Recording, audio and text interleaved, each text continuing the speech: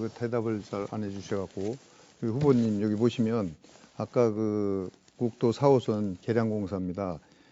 이게요. 그러면 지금 이 대전하고 옥천군 경계가 여기거든요. 이쪽하고요. 그래서 이 구간은 대전시는 도로법에 의해서 계량 사업을 이염도로 계량 사업을 못합니다. 결국은 우리가 옥천에서 경계에서 충북도 경계에서 옥천 군부까지 지금 계량 사업을 지금 하고 있는 거예요. 40km를.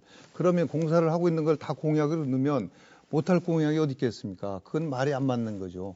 결국은 우리 후보자님이 2, 3개월 전에 이렇게 내려오시니까 이런 부분이 에러가 나는 거죠. 저는 그렇게 생각을 하고 그래서 여쭤봤던 겁니다. 그래서 지명도 지금 좀 틀리거든요. 그걸 좀 확인해서 나중에 고치셔야 될 것 같아요. 주민들이 많이 혼돈을 합니다.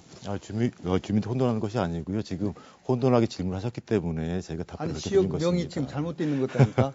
지역명이. 예, 지역명을 한번 보시라고요. 예. 공약에서. 그다음에 계룡사업의 경우에는 그다음에 또 공약을 보면 지금 남북 3, 4축 보완 고속도로를 하신다고 했습니다. 다시 한번 질문 주시겠습니까? 남북 3, 4축 고속도로 건설 보완 이게 있는데 이게 정확한 남북 3, 4축이라는 용어를 쓰시니까 몰라 이거를 한번 설명을 해 주시죠. 어디신? 자, 박 후보님께서 국회의원을 8년 하셨지요. 예. 8년 하셨기 때문에 대충 어떤 공사의 명칭이나 공약의 명칭을 어떻게 장명하는지는 알고 계실 겁니다. 아니죠. 저는 얘기가 아니고 제가 말씀드린 그 얘기가 아니고 이런 것을 알고서 그래도 하셔야 된다 그 말씀을 드리는 거죠. 제가 답변 드리지 않습니까? 이런 부분이 나오는 것은 결국은 우리 후보자님이 내용 파악이 전혀 안 됐지 않나 이런 생각을 제가 갖고 있어요. 답변을 드림에도 불구하고 답변을 듣지 않고 계시고 내용 파악을 말씀하시고 설명을 드릴게요. 그래서 이게 보면 공약이 좋아요. 그런데 그 공약이 보면 우리 영동에서요. 영동에서 그냥 상주로 갑니다. 이게 무주에서 이렇게 상주로 가면 안 되죠. 왜냐하면 보은이라는 데가 있잖아요. 어차피 이건 중부 내륙 고속도로랑 연결하는 겁니다. 그러면 이 무주에서 영동으로 해서 보은으로 이렇게 갖다 붙여야 되는 겁니다. 그래서 한번 이 공약을 한번 검토를 해보시고 이렇게 만약에 이 의원이 되시면 이런 쪽으로 좀 이렇게 수정하시는 게 좋겠다. 그래서 제가 말씀을 드리는데 어떻게 생각하십니까? 이 부분은? 자, 지금 박 의원님께서 토목공사를 많이 해보셨기 때문에 네. 도로를 어떻게 건설하는지 잘 알고 계실 것입니다. 도로라는 것은 그 지리적 현상에 따라서 그 방향에 따라서 건설하는 것이지 임의적으로 건설하는 것이 아닙니다. 임의적으로 건설하기 위해서는 산을 뚫어야 되고. 저는 그러니까 제가 말씀드리고 싶은 것은 이 현황 파악을 좀 하셔가지고 했으면 제가 현황 파악을 해서 말씀을 드리고 있습니다. 이런 말씀을 드리는 겁니다. 예. 오히려 박 의원님께서 잘 모르시고 저한테 질문하시는 것 같습니다. 제가 모른다고요? 저는 국토 전문가입니다. 그래서 그리고 또 우리 후보님이 동남 4군의 65세 인구가 40%라고 말씀을 하셨어요. 그렇죠? 그렇게 말했던 기억도 있습니다. 예, 있으셨죠? 40%가 아니고 지금 그것도 좀 잘 모르셔갖고 제가 하는 거예요. 그래서 동남 4군 65세 이상은 지금 31.7%입니다. 그러면 우리 지역을 자꾸만 고령화시키려고 이렇게 말씀하시는 거로 어르신들이 착각을 해요. 그러니까 자꾸만 최저의 인구 감소 지역이다 이렇게 얘기가 나오시는 겁니다. 지금 그렇지 않습니다. 40%하고 31.7%하고는 엄청난 차이가 있는 거예요. 그러니까 이런 부분도 신중하게 생각하셔야지. 잘못하면 이것도 허위사실 되는 거 아니겠어요? 변호사님이니까 더 잘 아시겠지만. 그렇지 않겠습니까? 저한테 질문을 해 주십시오. 그러니까 그걸 어떻게 알고서 그렇게 하셨냐고 제가 묻어보는 겁니다. 자, 통계의 숫자라는 것은 실제로 통계를 보고 말을 하지 않는 한 정확하지가 않을 때가 있습니다. 거기 사람의 전화번호도 못 외우는 경우가 많거든요. 그런 것과 마찬가지인 것입니다. 네, 그렇죠. 예. 실제로 경향성, 실제 사실이 무엇인지를 아는 것이 중요한 것이지 그 숫자를 암기하고 있는 것이 중요한 것이 아닙니다. 후보님 다시 질문 드리겠습니다. 아니 그러니까 그러시면 지금 보여주신 퍼센트 제가 지금 주도권을 갖고 있어요. 네. 아까 제가 똑같이 하셨죠. 이따가 물어보세요. 이따가 또 있으니까. 근데 이거는 제 얘기는 지금 통계치를 갖고 우리가 국회의원을 하려고 하시는 분인데 그냥 근거 없이 그렇게 얘기를 하면은 그게 바로 허위 사실이죠. 제가 안 그렇습니까? 근거 없이 내가 다녀보니까 어르신들이 없습니다. 많더라. 그래서 40% 이상이다. 이렇게 얘기하시면 안 되죠. 노인이라는 게 어디 65세 이상이 노인으로 들어가잖아요. 그럼 65세 이상이 정확한 수치를 갖고 항상 말씀을 하셔야 된다는 이 말씀을 드리는 겁니다. 자, 그러면 제가 결국 거기 잘못 답변 착각을 드리겠습니다. 했다던가 이렇게 하면 끝나는 얘기인데 거기 답변 드리겠습니다. 예, 예. 지금 저한테 보여주신 통계 다시 한번 말씀 주시죠. 보시지 말고 해보십시오. 보여드리려고요? 보시지 말고 그러니까 우리 저한테 통계 수치를 31.7%라고 제가 말씀을 드렸잖아요. 그거 같은 우리 것입니다. 지역의 인구 노인 인구가 31.7%입니다. 제가 그 65세 당시 이상. 60세 이상이었는지 65세 이상이었는지 순간 착각할 수는 있습니다. 하지만 그러니까 통계를 그냥 다 그건- 보고 말씀드린 것이고 그래서 그거를 저희 제가 지역의 좀 가르쳐 드리라고 인구 말씀을 분포를 드린 거라니까. 말씀드렸던 것입니다. 얘기를 한 가지만 더 여쭤보겠습니다. 좋습니다. 얼마든지. 서로 좀 배워야 되는 거니까요. 옥천 공약을 하신 게 있는데 국립 테마 과학관 건립이 있어요. 그건 어떻게 이제 추진하시고 계획을 하고 있는지 좀 얘기 좀 해주시죠. 간단하게 해주세요. 제가 거듭 말씀드리는 것은 모든 공약은 현실에 터잡아야 하는 것이고 미래의 가능성을 보면서 하는 것입니다. 그리고 그 지역에 맞는 짧게 그게 공약은 어떻게 추진하실 건가 계획을. 답변 드리지 않습니까? 그러니까 길게 하시면 제가 시간이 가니까. 예.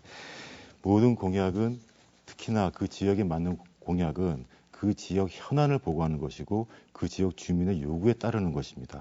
그 지역 주민의 요구가 현실적으로 불가능한 경우에는 설득을 하는 것이고요. 그것이 지금 아니 그러니까 그 내용이 아니고 설득 계획을 하는데 주민들하고 지금 트러블이 나서 이거를 해야 된다는 얘기가 아니잖아요. 어떤 계획으로 어떤 예산을 어떻게 해서 어떻게 하겠다. 이런 정도는 간단하게 얘기를 해달라는 얘기입니다. 예, 제가 제 답변 드리고 있습니다. 예. 그래서 제가 그러면 이거는요, 자꾸만 이거니까 공약을 좀 숙지를 하셔야 되는데 지금 그 숙지가 안 되신 것 같아서 말씀드리는데 이거는 신청 불가 지역이에요. 그 국립 테마과학관 건립이. 왜냐하면 지금 지난 3월 6일 공모사업에 공고가 떴었거든요. 그래서 충북 지역은 신청 불가라고 이렇게 돼 있는 지역입니다. 그런데 이것을 또 공약에 넣으셔갖고 제가 여쭤보는 거고, 이것도 이제 만약에 이게 신청이 된다 하더라도 여러 가지 문제를 해결해야 될 문제가 있어요. 왜냐하면 우리 지역 그 대청호 주변에 제약이 많이 있잖아요. 내용은 아시나요? 특대 1구역, 특대 2구역, 뭐 상수원 보호구역, 수변구역 막 이렇게 있거든요.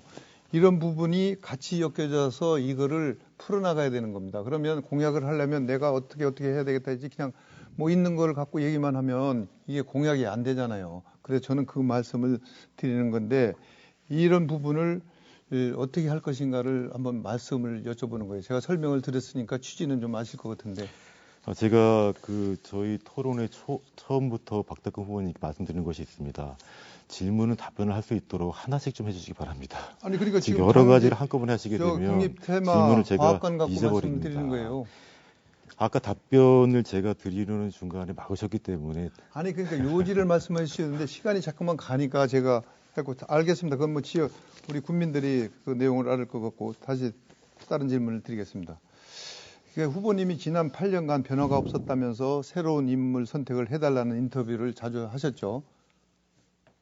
하셨죠? 질문 끝난 건가요? 아니 물어보세요. 대답을 해주시려는 얘기죠. 예, 질문이 안 끝나서 하셨어요? 답변하겠습니다. 아니 거기 답변을 그러니까 저희 국민들께서 실제로 제 체감으로는 변화를 원하고 계십니다. 변화가 없었다고 이렇게 말씀을 하셨냐 안 했냐 그거 여쭤보는 겁니다.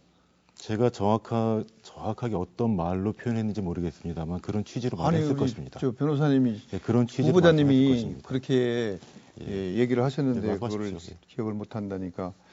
그리고 이제 후보자님 페이스북에 생애 처음으로 영동시장 유권자분들을 만났습니다. 이렇게 했었는데 맞나요? 그렇게 쓴 적이 있습니다. 예. 그거는. 근데 이제 그것이 결국은 지역에 이렇게 자주 내려와서 살지도 않았는데 지역구를 알지도 못하면서 8년간 변화가 있다 하는 것은 좀 맞지 않다. 왜냐하면 내가 살아봐야지 지역이 변했는지 안 했는지를 알 수가 있잖아요. 그래서 저는 좀 그것이 좀 맞지 않다는 말씀을 드리고.